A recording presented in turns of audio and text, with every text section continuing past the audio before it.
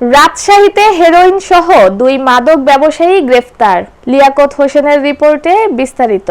রাজশাহী মহানগরীর কাশিয়াডাঙ্গা থানাধীন আলীগঞ্জ আদর্শ গ্রাম এলাকা থেকে হেরোইন সহ 2 মাদক ব্যবসায়ীকে গ্রেফতার করেছে র‍্যাব 5-এর একটি টিম।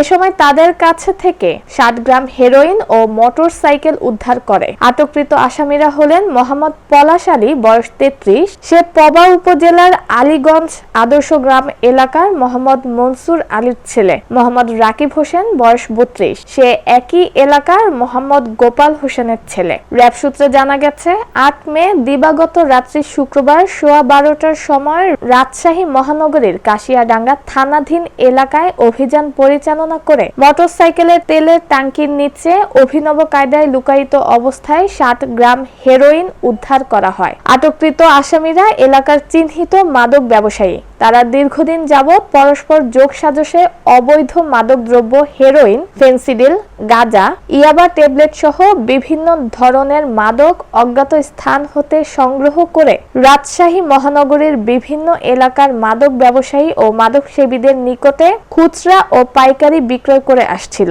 আটককৃত আসামিদের বিরুদ্ধে নগরের কাশিয়াডাঙ্গা থানায় মাদক আইনে একটি নিয়মিত মামলা রুজু করা হয়েছে।